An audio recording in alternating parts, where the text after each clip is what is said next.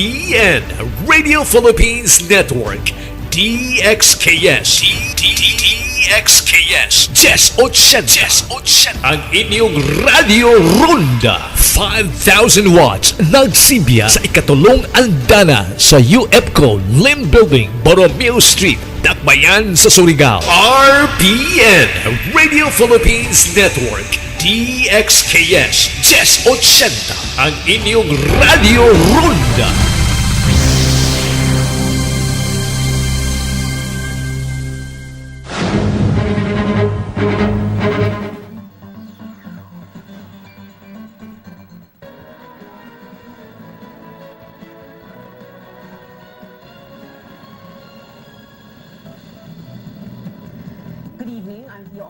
Welcome to Newsnight, where we go above and beyond the headlines. Tonight on the program, consumers brace for another round of fuel price hikes, while a number of areas in Metro Manila will go waterless next week.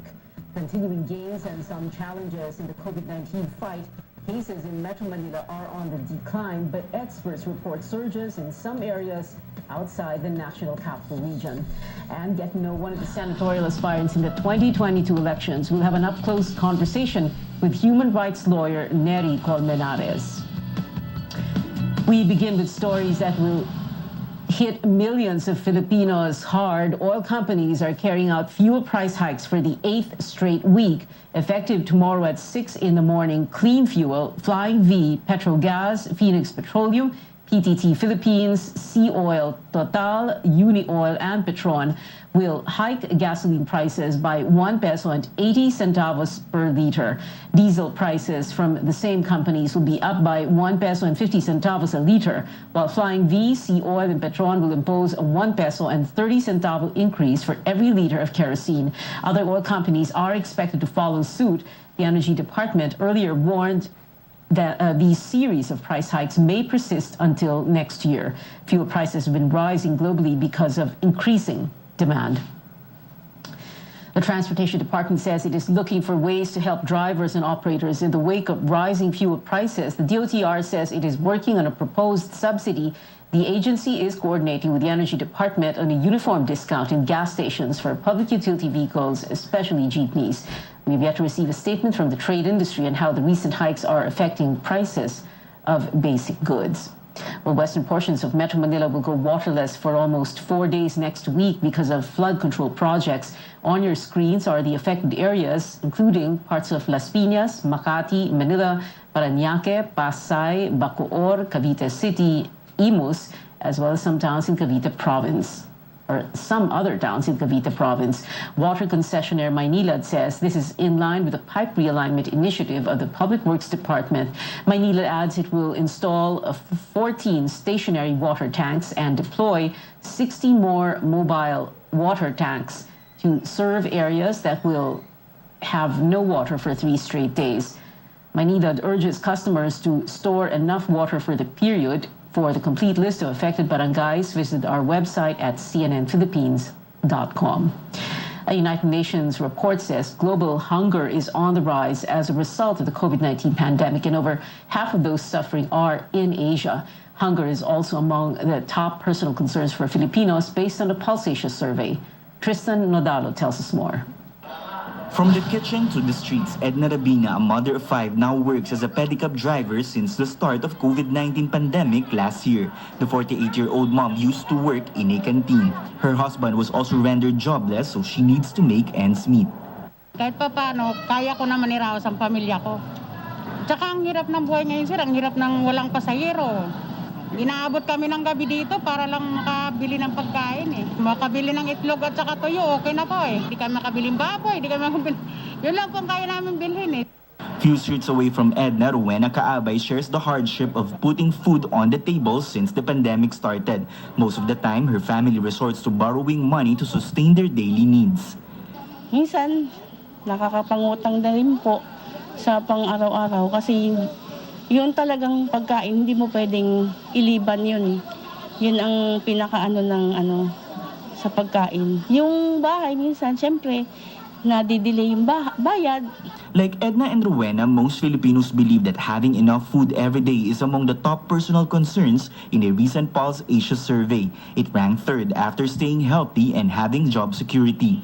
The State of Food Security and Nutrition in the World 2020 report of the United Nations Food and Agricultural Organization also showed that more than 700 million people globally experience hunger and can be considered undernourished due to the pandemic. Half of these numbers came from Asia. Majority of people undernourished in 2020 came from South Asia, Southeast Asia, Central, and Western Asia.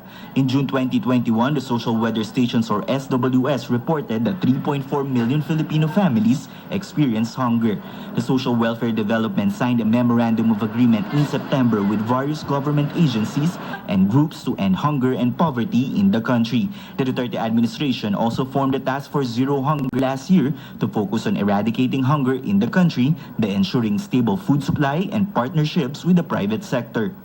But for ordinary Filipinos like Edna and Rowena, these initiatives have yet to make an impact on their daily lives made more difficult by the existing and exhausting health crisis. Tristan Udalo, CNN Philippines.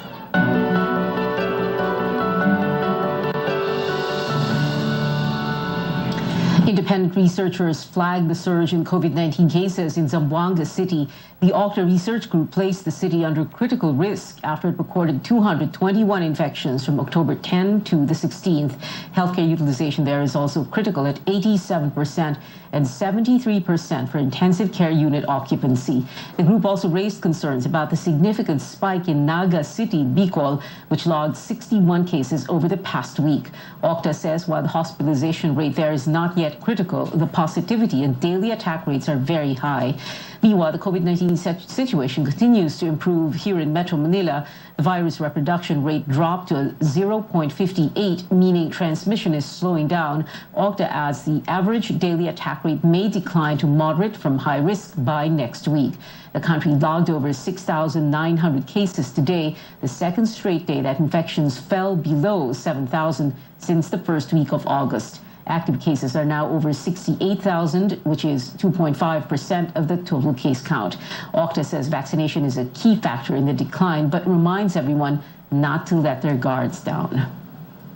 Like this kind of, crowding in areas. Definitely we need to maintain minimum public health standards because even though the trend is downward, cases are going down. We're averaging about 1,400 cases now per day in Metro Manila, which is far less than almost 6,000 average during the peak of the surge. But still, we should not be complacent. A quick look now at the country's COVID-19 vaccination numbers since the immunization drive began in March. Government data shows that over 51,400,000 vaccines have been administered as of October 15th. Now, of that number, more than 27,500,000 are the first dose, while nearly 24 million people are fully inoculated. Over 90 million vaccines have so far arrived in the country. Now, vaccine manufacturers need to apply to amend their emergency use authorization to include a third COVID-19 dose. The country will follow a World Health Organization recommendation to give a third shot to senior citizens and immunocompromised people who received Sinovac and Sinopharm vaccines. But the health department says this cannot be done without amendments to the current EUA. Sinasabi ng ebidensya at mga eksperto, ang mga immunocompromised individuals, for example, cannot mount that appropriate immune response to just these two doses. Kaya kailangan pa ng isang dose para makumpleto at mas maproteksyonan sila at maboost ang kanilang immune system. The DOH adds the third dose is not considered a booster shot and will be treated as part of the primary care series. Coming up, with many Filipinos abroad not yet registered to vote, will COMELEC calls to extend the registration period. And a former party list lawmaker and human rights lawyer is gunning for a Senate seat, his third try. We get up close with Nery Colmenares later on in the program. Stay tuned. We'll be right back.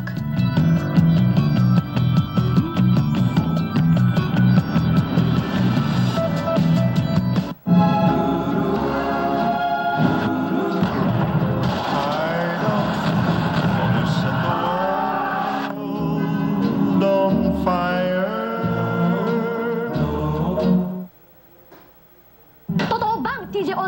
cheesy yes? Exhibit X, my cheese. Exhibit TJ, cheese yes.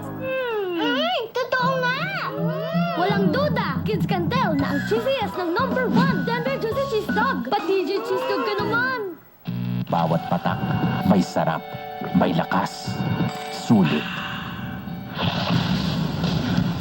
Red Horse Beer. Red Horse, it's your show! Ito ang tama! Using Doña Elena olive oil helps elevate the spices and flavors of my dishes, making their aroma and taste more delicious. I use Doña Elena not just for the restaurant, but also for cooking at home. For good quality oil, use it more at home because you are serving your family. Because you and your family deserve only the best. Make it olive oil, make it Doña Elena. From Flyers. Kabilang ba kayo sa mga Pilipino na nahihirapan sa mga transaksyon dahil wala o kulang ang mga valid IDs? Huwag nang mag-alala dahil narito na po ang PhilSys, ang identification system ng bawat Pilipino. Mayroon lamang pong 3 steps para makapagrehistro at makakuha ng PhilID. Para sa Step 1 registration, pumunta lang sa register.philsys.gov.ph para makapag-register sa PhilSys online. Sa pamamagitan ng ID natin, ang bawat Pilipino ay meron ng valid proof of identity. At mas mapapadali na ang ating mga public and private transactions. Kaya ano pang hinihintay nyo? Ayaan na sina nanay, tatay at ang buong pamilya. At mag-register na. Ito ang PhilSys, ID natin to.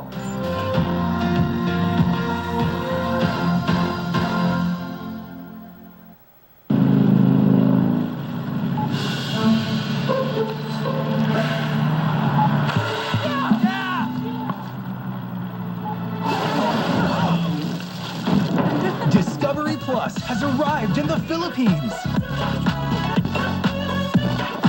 Your new home of larger-than-life entertainment and unforgettable characters is here. Subscribe now at 129 pesos for the first year. Don't miss out.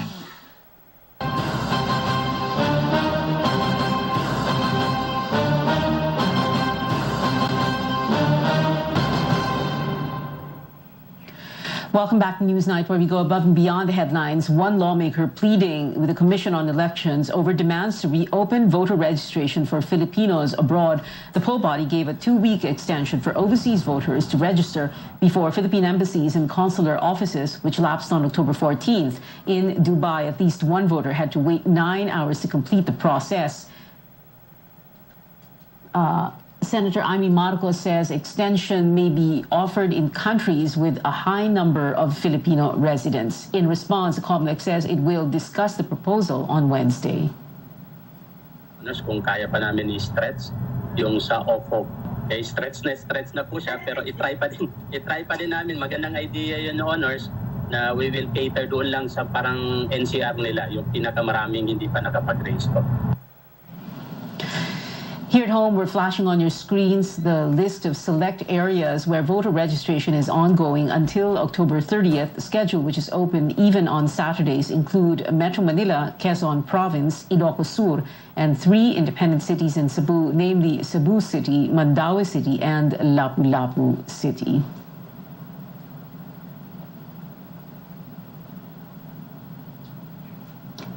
Former Solicitor General Florin Hilbay has resigned from Acción Democrático, the political party that supported his senatorial bid in 2019.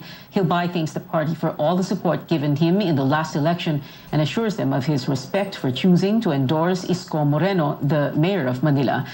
Hilbay explains he left because he is supporting Vice President Leni Robredo's presidential bid. Hilbay believes Robredo understands the threat posed by the Marcoses.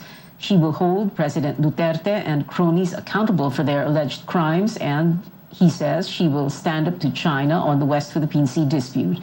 Meantime, Acción Democrático admits that while they lost a good number, or it lost a good member in Hilbay,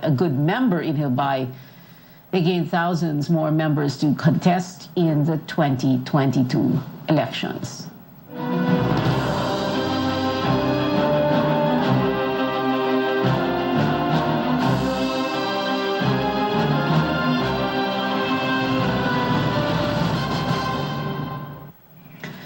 Bayan Muna Party List Representative Carlos Zarate says the Makabayan bloc is still waiting for talks with Vice President Leni Robredo as the group has yet to throw its support to a particular presidential aspirant. Zarate says the Makabayan bloc's processes should be respected as he denied former Senator Antonio Trillanes' claim that the group does not support Robredo's bid. He says all groups under the Makabayan coalition should be consulted before it decides on who to support in the upcoming polls. Zarate adds the coalition is also in talks with Senator Manny Pacquiao and Manila Mayor Isko Moreno, who are also both running for president. Makabayan bloc senatorial bet Nery Colmenares trended on social media recently as netizens call for his inclusion in Robredo's senatorial slate. Joining us now is the former Makabayan Party List Representative Nery Colmenares. Attorney Nery, magandang gabi po sa inyo. So parang there are two issues here, yung ang inclusion or non-inclusion po ninyo so far sa slate ni Vice President Leni Robredo at ni Senator Kiko Pangilinan, senatorial slate by the way, and the non-declaration or ang Makabayan hindi pa rin pumipili na kung sino ang kanilang or inyong presidential bet. But let's first begin with this, sir, yung unang issue doon. For some reason, kumbaga para bang people don't want the left to forget its past, no? So we've seen several of Leni Robredo's supporters point out on social media that in 1986, for example, nag-boycott pa kayo ng eleksyon. Hindi po kayo sumama doon sa opposition that had the unified slate of Cory Aquino and Doy Laurel as president and VP. And then in 2016, nakipag-alyansa daw po kayo with President Duterte, with several joining his cabinet. Tapos ngayon, para bang out in the cold na naman kayo daw, no? What's going on, no? Bakit parang inuungkat po ito? Bakit nilalabas na naman ito? What's going on in the forces that are supposed to be arrayed against the Duterte and Marcos, the possible Duterte and Marcos team up? Yes, well, actually, yung 2016, it's been dredged up again. But I'd like to express assured yan talaga. We supported Grace po until the very end. So, klaro yan sa amin, no? So, sa akin, hindi dapat iungkatin yan. Pero sige, kung ungkatin man yan, ito ang issue ngayon. We are going to unite sana to oppose the return of the Marcoses and of course President Duterte in Malacanang. It is clear naman, Tia, that we are part of the opposition eh. So I hope na makilala naman ng lahat yan.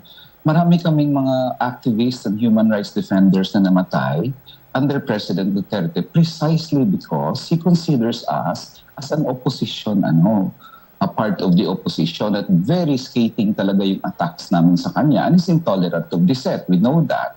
So I'm not saying that the other political parties did not suffer death or may mga arrested din sila o posible may mga patay na rin sila. But I'm saying na we are genuinely opposing President Duterte. We did not support President Duterte in 2016. In fact, that is already clear para sa amin. No? If you look at the meeting, the avance of Makabayan in 2016, we said there, right there sa last speech of the election, ano ang gusto nyo? Kamay na bakal or presidenting may puso? Klaro talaga yung aming decision doon. Now, the fact that some members of Makabayan campaigned for President Duterte should not sana parang render the entire Makabayan process as parang nag-Duterte na kami. The fact that certain liberal parties, for example, supported Duterte, I wouldn't go to the lengths of saying that Liberal Party went for President Duterte. So sa akin, ganun yung context sana dyan na titingnan ng lahat. Yeah. But in any case, nandito na tayo sa 2022 right now, and I hope opposition, mag-unite ang opposition against him. Oo nga eh. Kasi from the outside, para bang what it looks like, Attorney Nery, is para bang lahat nagtuturuan ba? Kasi ikaw, parang ganun na nangyayari, no? So, yes.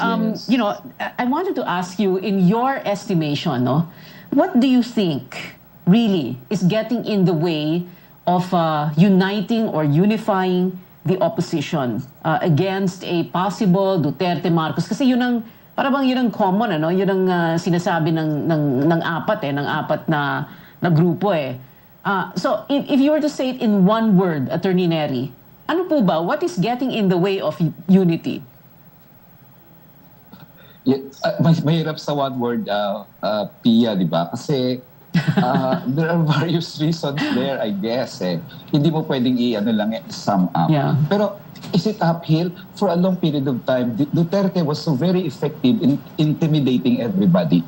Kaya hindi talaga nakabangon ng opposition for a long time Control niya mga LGUs, intimidated yung mga checks and balance institutions, nanghuhuli, may patayan, gano'n. Now, the good thing there is there are efforts to unify the opposition. And the other good thing is nagdi-disintegrate ang Duterte Alliance. May giyera ang Hugpong, may giyera with PDP Laban, may giyera within PDP Laban. Ang pro-US at pro-China naglalaban within the Duterte camp. Many of their subalterns are now transferring to other candidates. I guess that's the positive side there also, other than the fact that we're still trying to unify the opposition after all these months. Yeah, okay. Well, you're pointing to two, well, in a way, sir, external factors, because the disintegration, like you said, of the Duterte alliances with so many groups, and then the Duterte administration going after going after all these critics of his, no? But what is it within? Kasi syempre may external at may internal din Yes. Ano po ba yung problema? May internal There is something within itong apat na grupo, pati yung sa inyo, that is preventing this. What is it? Well, President Leni Robredo tried to talk to the other opposition candidates at siguro na nalaman niya kung ano ang dahilan dito. Para sa akin talaga yung mayroong sigurong dahil walang history ng cooperation, yung all the opposition, all those candidates running against the Duterte candidate, siyempre there is the need to magpakilanlanan sila. And I hope magkakaroon ng trust basis din among themselves. Now, mga supporters, I mean, you cannot control your supporters. But ang palagi kong sinasabi, ang mga candidates themselves, they should not be swayed by the voices sa social media. If they want to unite, they should do that.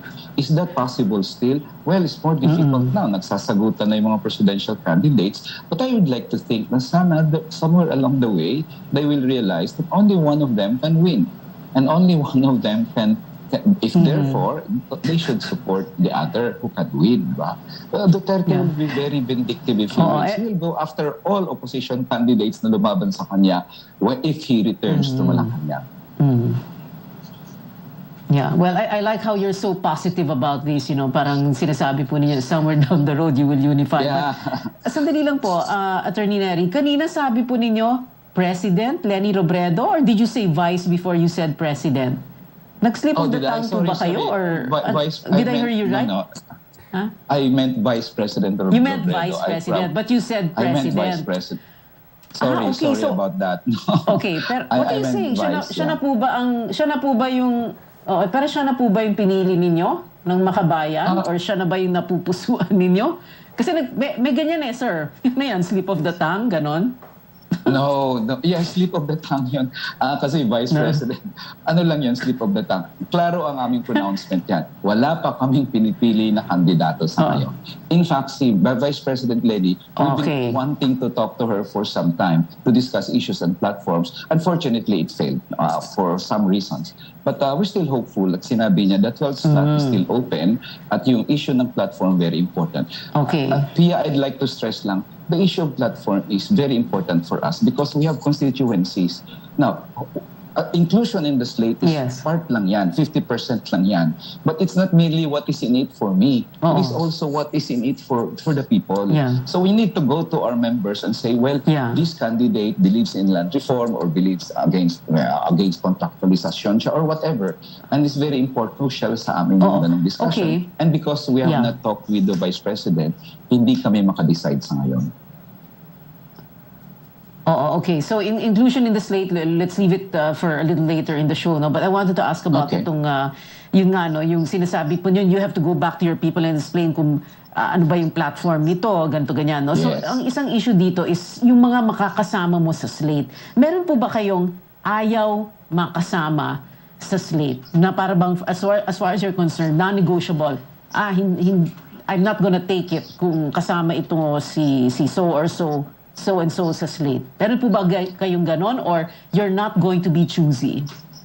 In the first place, when Vice President Robredo excluded me from her announced slate, my position and our position has been, it's her prerogative. It's the prerogative of the presidential candidate to choose their senator.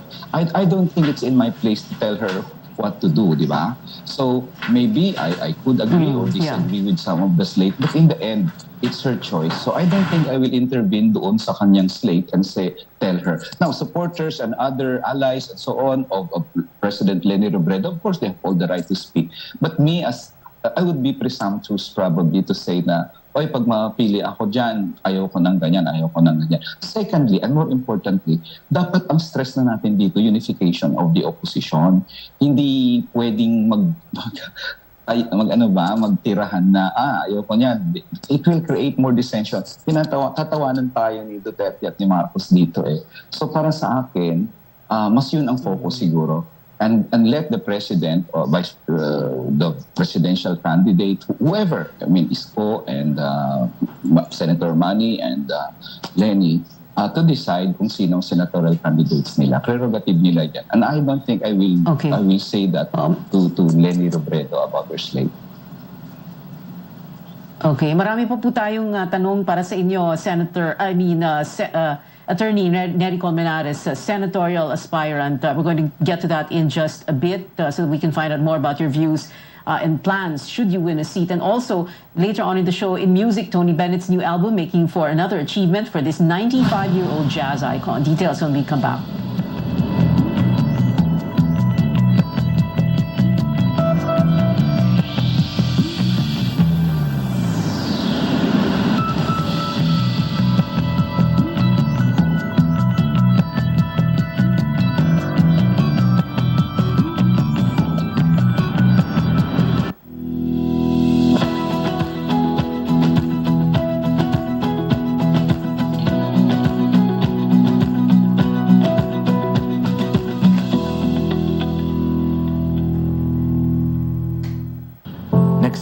Sa isang pangarap, Ako na po, ma'am. ika'y tutulungang ibahin ang buhay na nakasanayan. Naka 24 months ka na sa pag-ibig. May panghulog na ako sa motor.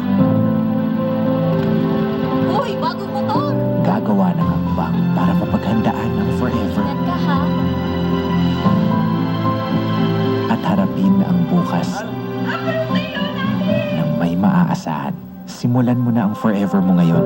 Fund your forever with Pag-ibig Fund. Register today. Love is all about time. Di minamadali ang pagpapasarap. Like the love in every Pure Foods ready to eat. Slow cooked and ready in 8 minutes. Para may time ka sa mga mahal mo. Because love takes time. San Miguel Flavored Beer! Game! Ang magmahal sa kaaway, mas matamis ang buhay. Make life sweet with San Miguel Flavored Beer with the deliciously refreshing flavors of apple, lychee, and lemon with just the right beer buzz. Bili na sa suking tindahan. For my babies, only vet-approved Nutri-Chunks puppies. The only one with active boost and prebiotics na Pampalisto. Made with real meat with essential nutrients to help them grow strong and healthy. Happiness! Listo, ganado sa Nutri-Chunks puppies. Manong Joe po. At Ate Maita, Ngayong October, bahagyang tumaas ang overall electricity rates ng 3 centavos per kilowatt-hour. Bunga ito ng pagtaas ng transmission charge. Pag tag-ulan, mahirap maglaba at magpatuyo. Kaya ang latest online shopping budol, portable washing machine at dryer. Easy to use daw at space saving. Bright idea nga ba ito, Engineer Alfred? Ayon sa Meralco Power Lab Test, sa portable washing machine, 27 centavos ang konsumo kada gamit.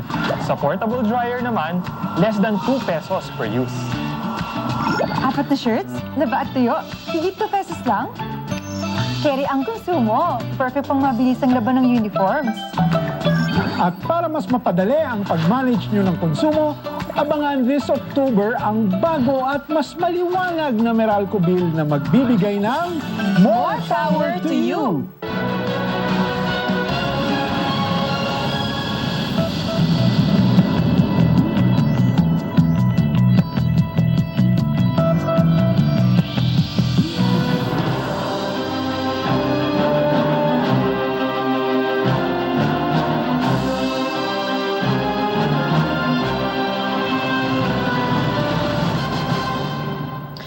welcome back to CNN Philippines. Still with us is Makabayan senatorial aspirant Neri Colmenares. Attorney Neri, there are a few candidates on the slate of VP Leni Robredo who have, to say it very mildly, have reservations about you.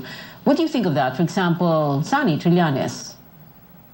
Well, when we were informed by the camp of Vice President Leni Robredo about more than 2 weeks ago that there were objections, and we were informed it was Senator Trillanes. I didn't raise it. We didn't raise it anytime. Even after her exclusion of me in her announcement 2-3 days ago, when I said, it's her prerogative, I didn't mention about the objections because I had no intention, really, Pia, of diverting the issue towards that. Or anybody in the senatorial slate probably would have all the right to say no or yes to that one. And it's up for the Vice President to decide. Now, so sa akin, ang unity ng opposition is more important now. And that is the prerogative of the Vice President again, if she listens to the part of her senatorial slate or not. If she listens, then again, wala naman akong magawa doon, di ba? But if she believes in that the Makabayan can help, our national machinery can help, our 3.5 million voter base can help, our poll watchers can help, our social media warriors can help, then so be it. Then we will be very happy. What is clear, we want to defeat Duterte and Marcos here. So whether we're part of any slate or not, we will pursue this endeavor to make sure that they are not in Malacanang in 2022. So you're willing to set aside all these differences. I mean, I can't help but say, it sounds so refreshing. It sounds so strange to hear you talk this way. Although you always have this very malumanay tone of voice. Yeah, I'd like to add there, Pia, this election is really very different from the other elections. This is ako survival na ito nating lahat ang naka-stake dito. We cannot have another 6 years of this kind of COVID response. We cannot have another 6 years of pinamimigay ang ating mga yamang dagat sa China. We cannot have that. So this is the survival sa stake. So iba ang requirements sa lahat na yon. At sinasabi ko sa mga kasama namin na kahit we can demand from the candidates to unite, but we must also show among ourselves that we unite. How can we unite the candidates if we show among ourselves that we don't unite, diba? So we don't have the moral authority to impose on them the unities if we ourselves cannot have unity. So I'd like to focus on that because Duterte will probably win if we continue bickering at each other. So I'm not, call me eternal optimist, but I think there will still be the chance that people will realize that this is survival of the Filipino people is at stake, and we will unite no matter what because we want to defeat Duterte and Marcos in 2022. Yes.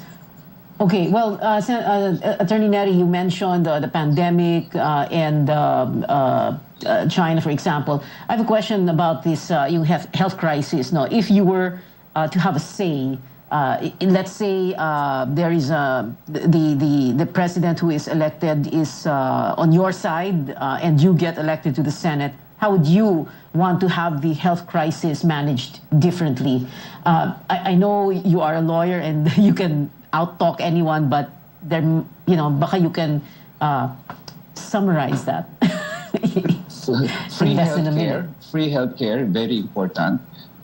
Kaya ng gobyerno ba tustusan ang libreng gamot at libreng paggamot? I believe so. Kung kaya natin mangako ng free tuition, we can do free healthcare sa lahat without any qualms. Pag pumunta ka sa ospital, libre hospitalisasyon, libre konsultasyon, libre operasyon. And we can do that. Secondly, ang COVID response natin must not only be vaccine-centered. It must also focus on contact tracing. It must also focus on mass testing. Because unless we do these things, paulit-ulit lang yung COVID, di ba? So, bakuna is very important, very good, but we also need these other aspects ng COVID response, which Duterte is not doing. And I don't believe in the loan-generated kind of COVID response na utang ng utang na hindi naman ang mamamayang Pilipino magbabayad dyan. He's borrowed 2.6 trillion last year, is going to borrow 3 trillion last year. Saan napunta yung perang yon? Maraming hindi nakatanggap ng ayuda. So, yung ayuda would be very important din, Pinky. Sorry, lawyer of me to talk longer than I should. Yeah, I know. Attorney Neri, yes or no questions na lang po, no explanation, yes or no. First, do you favor easier public access to the SALN of the President, Vice President, members of Congress, Senators, Congressmen? Yes or no? Yes, access dapat sa public. Makabayan has always issued our SALNs publicly. Okay. Okay, sir, wala na pong explanation. Do you support lifting foreign ownership limits in the Constitution? Yes or no? I think I know what you're going to say. Do you favor the reimposition of the death penalty for drug-related crimes? Yes or no? No. Should the sitting president be allowed to run for VP in the next? Should the sitting president be allowed to run for VP in the next election, although President Duterte hasn't filed the COC? Okay, no. Do you favor resuming peace talks with communist rebels? Yes or no? Yes. Say yes. Yes. Peace is important. And lastly, should the country be more aggressive in protecting its maritime interests in the West Philippine Sea? Yes or no, sir? Yes, very much. We should be more aggressive than now. Attorney Neri Colmenares, thank you, sir, very much for joining us tonight here on Newsnight on Up Close. Salamat po, sir. Maraming salamat din po. When we return, netizens are getting excited to hear a K-pop track in the Marvel Cinematic Universe, and more music news with Tony Bennett making another career milestone at 95 years old. Details after a quick break.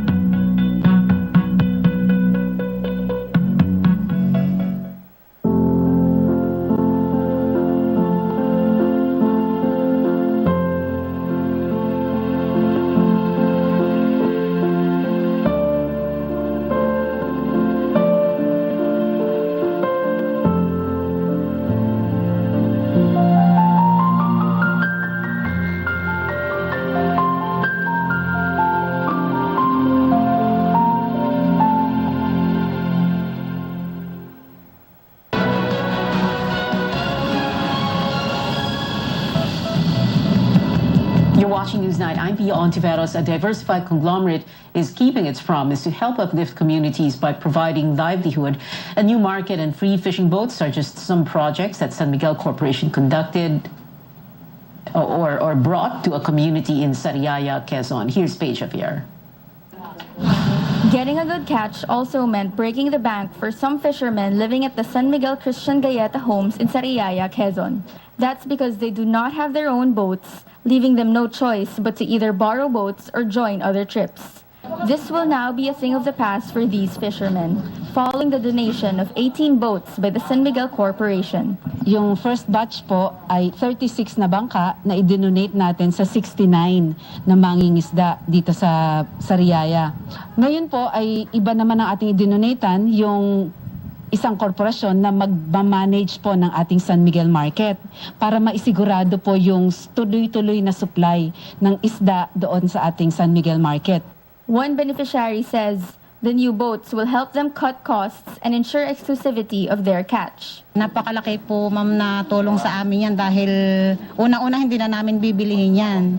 Binigay na sa amin ng libre yan, kaya napakalaking pasasalamat po namin dahil yung pamumuhay po ng bawat isa na mamibigyan yan, napakalaking tulong. Aside from the donation, SMC continues to equip its beneficiaries with TESDA-accredited skills training. More residents are taking part in the free courses available like hog racing, organic farming, and welding. In the meantime, SMC formally opened its market run by its Sariaya beneficiaries. It's a one-stop shop where one can buy various products like fish, meat, fruit, vegetables, and even medicine. Residents believe the market will be a big help for those nearby. Lahat tayong may nabibili dito, abot kaya, yung ganyan. At kinakaya naman ng iba. Napakalaking tulong sa amin nitong San Miguel Market kasi dito nagkaroon kami ng pag-asa na makaahon sa hirap. Ayos naman maganda naman para sa taga rito. Hindi na kami lalayo. Okay, marami kang mabibiling mura. Pag sa bayan ka pumunta, mamamasahe ka ng malaki. Dito, wala ka ng pamasahe. San Miguel hopes to expand its integrated food hub to reach more residents in the Quezon province. Papalakihin po natin yung ating San Miguel Market. Nakaplano na po na yan po ay i-expand natin. Yan po ang vision ng ating Pangulo ng San Miguel Corporation na si Ginoong Ramon Ang. At maging distribution center po yan ng mga San Miguel food products dito sa Quezon hanggang sa Camarines Sur and Sorsogon. The corporation aims to continue delivering its promise to improve lives and to leave no one behind. Paige Javier, CNN Philippines.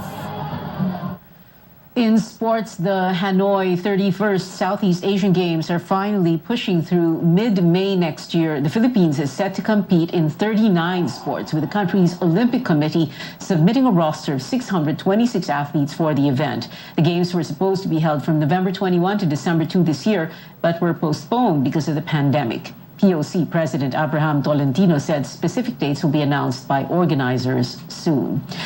And making the rounds on social media, the next Marvel motion picture may feature a track from K-pop sensation BTS. Online articles said the Eternals official soundtrack will include Friends from the group's previous album.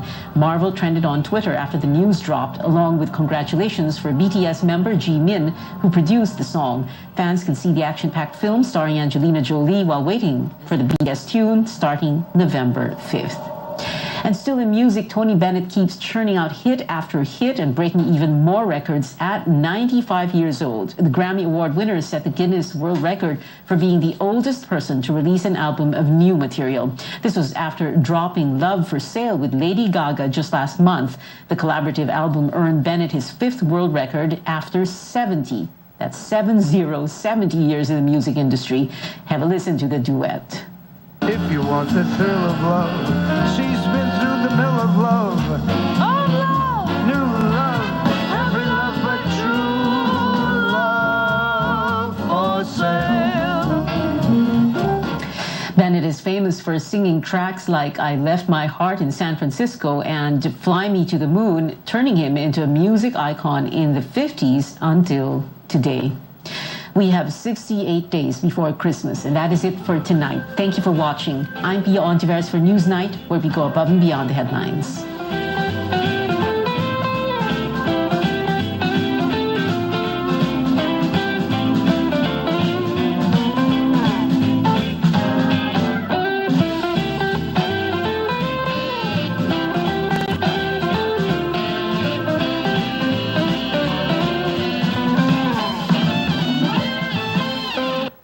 This program is brought to you by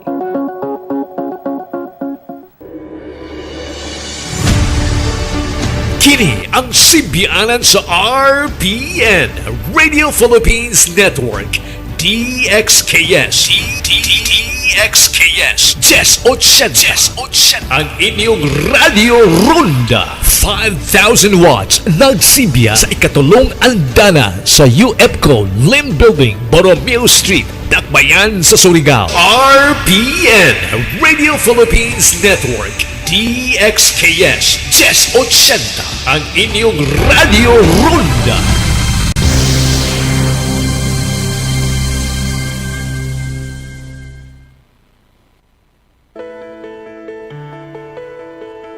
We often hear teenagers say, nobody understands us. Truth is, there's so much going on in a teenager's mind, body, and heart.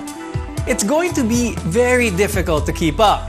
One moment they're happy and respectful, then in a blink of an eye, even the simplest conversations turn into arguments, which leaves you wondering whatever happened to your easygoing, cheerful child. Don't despair though, it's a phase, and like most phases, it may pass. Oftentimes, the transition is anything but smooth, but parents can make these years a little easier on themselves as well as their teens. It all starts with accepting that this is necessary for the growth and development of their children. I'm Dr. Freddy Gomez, and you're watching MedTalk Health Talk on CNN Philippines. We're here to build a healthier future for you.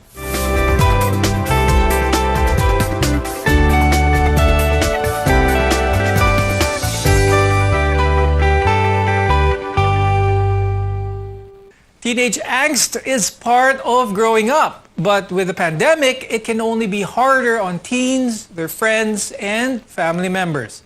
To help us with today's discussion, let's welcome Dr. Margaret May Maanyo. She's an adolescent medicine specialist at the UP Philippine General Hospital and Medical Center, Manila. Also joining us is Mr. Luis Angelo Villaruel, psychologist at the University of Santo Tomas Hospital. Now, teenagers get this feeling of being overwhelmed, anxious, rejected at some times, or even unwanted. And this is what we refer to as teenage angst. This is part of growing up, and there are many reasons why this could be happening. I'll start the conversation first with Dr. Marga. At what age does this all start? So this popularized term refers to a common phase throughout teenage years, particularly from 13 years old to 19 years old, characterized by your anxiety and inner and outer conflict. Now, almost all teens go through this, the rebellious phase, the need for independence and separate identity. And this is linked to changes in the brain that will eventually help them become analytical adults. Now, Luis, how would someone know, how would a parent know if this is what's happening to their adolescent is normal, if it's just a phase, or simply inappropriate behavior? So this is the stage in their life where they are fighting between identity and role confusion, no? So the crisis talaga stems from the question, who am I and what do I want to become? What do I want to be in this circle or in this society, no? So it's really them trying to find their place alongside pa with the exact timing of puberty and hormonal changes, growth, and all these things, no? What are some normal or typical behaviors ba kasi, no? Well, we can expect them to be a little more reckless or risky when it comes to making decisions, no? Not necessarily looking at the far end of consequences, but rather they use their emotions. This is a very emotional phase for them, no? And they try to find out where do they belong ba in this society. The parents are the most important role models which these teenagers can have, but sometimes their angsty behavior, the angsty behavior of their child can be very stressful for the parent. That's why I'd like to ask first, Dr. Marga, how can parents better understand some of the changes that their teenagers are going through? So important for a teenager is, remember, as Dr. Luis said, that they are trying to establish themselves as a separate entity beyond their parents. So allow them some liberties to experiment on their own. Be able to trust them. You can, simulate trust by giving them responsibilities at home. Simply doing something like washing the dishes, taking out the trash, taking the dog out for a bath, feeding the dog, actually bathing the dog is already a good example of your trust that you are expecting them to be part of the family and to do these things. At the same time, always still be there for them. Have time to have quality time, such as eating together. Even if they don't want to join you for family activities, invite them to watch a Netflix series, to watch a movie as a family together.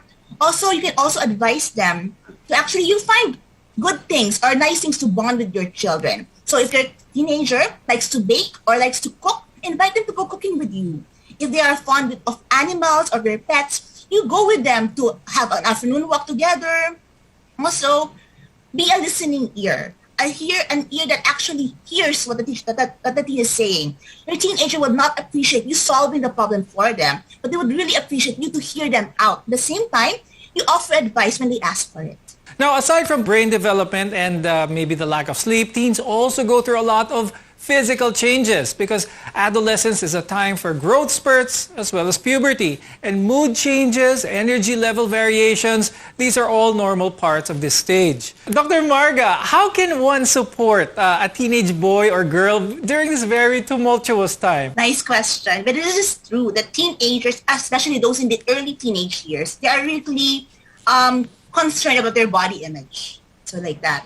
So actually a good term will be for teenagers, it's notorious to be the awkward years. Diba? So ang term na I remember from the movie Princess Diaries is when I'm waiting for normal body parts to come out. So basically that's how their teenage feels, and everything is really awkward. That's why we have to help them feel good about themselves. So simple tips would be to focus on helping your body feel good. Example, if you have a pimple, you treat the pimple. Put a cream, put a pimple patch. If you do not feel good about your hair, you can try different styles, try to gel it, try to color it, anything that will make your hair feel more acceptable for you. And if you feel that your body is not fit enough, do physical activity, some exercise, some sports. This is always a good place to start. So doing things that will make you feel better about your body, it will be good during these times. Okay. Especially when these are times when teenagers try to express themselves by doing different hairstyles, doing different hair color. Some even do ear piercing as a way of expressing themselves. So allow them these liberties to make their bodies more feel comfortable about themselves. So boosting up their confidence in their body will also boost up their self-esteem. When we return, we'll talk about the most common behaviors of teens, why they do it, and when it should be a cause of concern. We're in connection to healthcare. You're watching MedTalk Health Talk on CNN Philippines. RPN Radio Philippines Network. Radyo Ronda DXKS Surigao. Member, kapisanan ng mga broadcaster ng Pilipinas.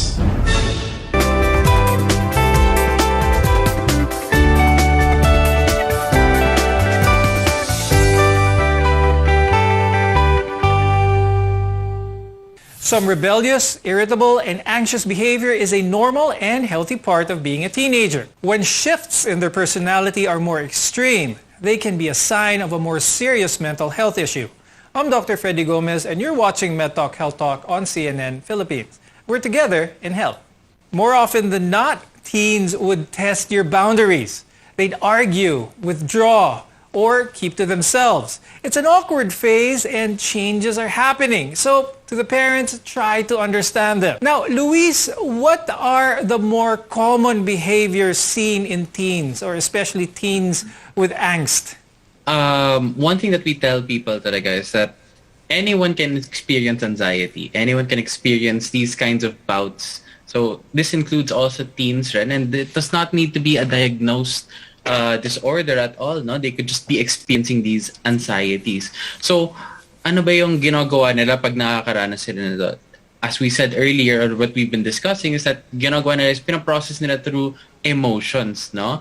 While in fact, something that we should be doing is addressing them rationally instead, no? So typically, ang one teen behavior is yung risk-taking behavior or impulsive behavior. Kasi nga, very emotional, very here and now ang dating, not necessarily thinking about the possible long-term effects niyan. I'd like to talk to Dr. Margaret about what Luis mentioned, and those are the risk-taking behaviors sa mga teens. Of course, the parents, this is where they are most concerned about, ano? So let's define what risk-taking behaviors are, how should they be addressed again, and what is their underlying cause kaya for them to reach that level? Dr. Margaret. So what we often term as risk-taking behavior includes actually smoking, including vaping nowadays also. There's also alcoholic drinking. There's also early sexual initiation, sexual behavior like that. Those are examples of your common risky behaviors that we actually put. And also drugs. Those who try drugs should also be included in this list like that. So how do we deal with common risky behaviors? Remember, during the teenage years, this is actually the time where in the experiment, they try new things. most often than not, in order to fit into their barkada or their peer group, they actually will try those things that they are engaged in. Like they have friends who smoke, they will try smoking. They have friends who drink, they actually try drinking. It is in social gatherings that actually they introduce to these things. Now, Dr. Margaret, a common thing that teens also do is choose their friends over family gatherings or whatnot. They'd rather spend their time with friends of theirs. Is this something that parents should look at as normal? When is this something that should be addressed? This is part of normally growing up. Again, your teenager is trying to establish his or herself away from the family. That's why they're trying to involve themselves more with their peer groups, because they're just trying to discover, sino ba ako? Na hindi ako si mommy ko, hindi ako si daddy ko. Sino ba ako na mag-isa, na hiwalay from that? That's why they're trying different hobbies, they're trying more engaged in friends, because they're discovering a self away from the family, which is actually part of growing up. Now, parents have to learn that really at this phase, your teens are trying talaga to discover themselves away from their families. That's why they're trying to actually stop making bonding moments with you. But remember that when they grow up older, they will still be inculcated with all the values you've given to them. So don't worry. And once this phase passes, you'll still be going, Mommy, patulong naman dito. Mommy, ano ang gagawin ko ng ganito? You will still be like that when they pass this phase. But as of now, as they're trying to discover themselves away from the family, it will really be expected that they will be bonding more with their friends. Okay. As a reminder, some defiance is healthy and normal, and it's common for teens to want to make their own decisions and not have to listen to parental authority. Now, the pandemic has put a pause to our social lives. This has especially been brutal for teenagers since they're predisposed to seeking independence at this age. But right now, they're, for the most part, trapped at home. Now, Luis, how does this pandemic contribute to teen angst? They don't get to engage anymore in their normal activities that they used to be able to engage at least 2 years ago, no? So it's something that's very, very different, and it's really affecting them. No? So some studies nga found that the mental health of teen girls were really being affected because of this nga. And as what you and si Dr. Margo were talking about earlier, because nga yung friends talaga yung pinaka source na nga nila ngayon of their connection. That's where they're trying to find their place. All their lives, they've been spending it with their families. They want to try to find their own place, as well as where do they fit in with their other cliques, no, or their other groups. So this pandemic has really been affecting them in terms of how do they feel, how do they connect with others, and where are they dito, no? There's a really big sense of helplessness that even us adults feel, no? Na parang we're stuck here. We can't go out. We can't do what we want. So mas lalo na yan for teens who are trying to find out who they are, no? And that creates more and more confusion, more and more panic. And that's why it is more important talaga now for us to be able to connect with one another. Being a parent is hard. It's a balancing act, and you should give the teenagers space, but at the same time, make sure that you're paying attention to their needs. When we come back, we'll talk about how to tell the difference between teenage angst and mental illness. Your health is our mission. This is MedTalk Health Talk on CNN Philippines. RPN Radio Philippines Network, Radyo Ronda DXKS Surigao, member kapisanan ng mga broadcaster ng Pilipinas.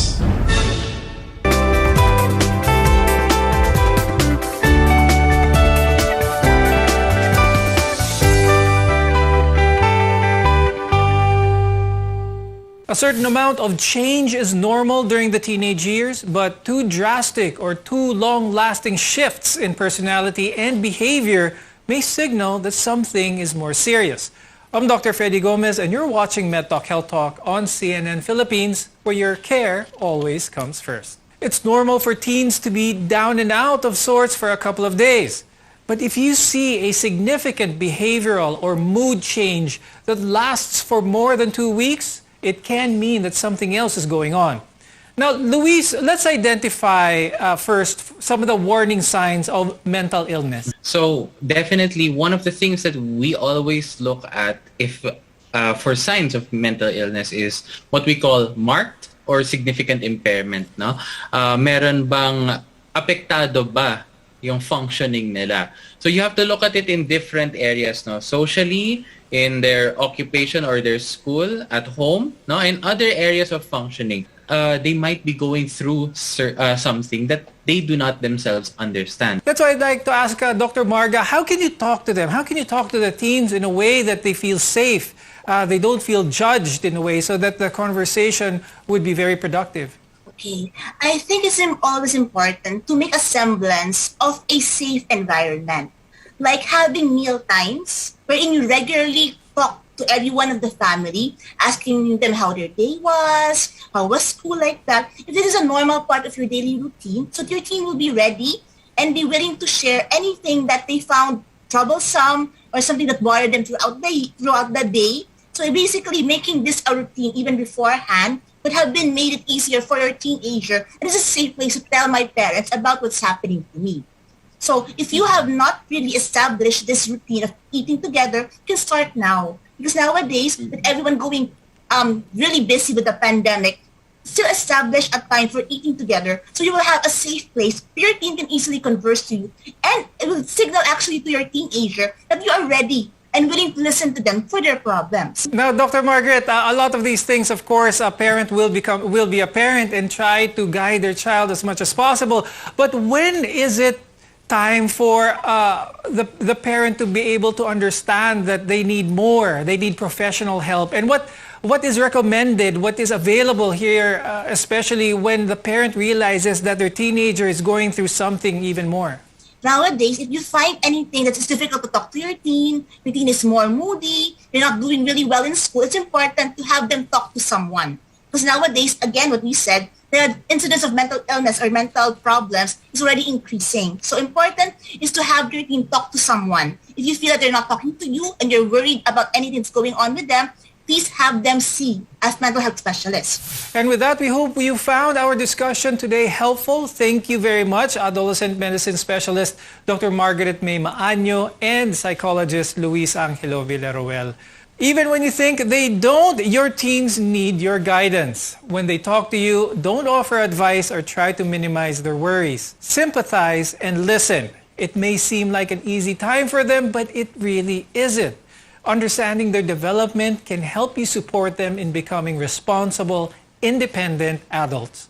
The teenage years can be rewarding for both parents as well as teens, so you can either miss out on this opportunity or you can opt to go through the phase together and come out of it better together. We want to be your partner for a lifetime of good health. I'm Dr. Freddy Gomez, and this has been MedTalk Health Talk on CNN Philippines.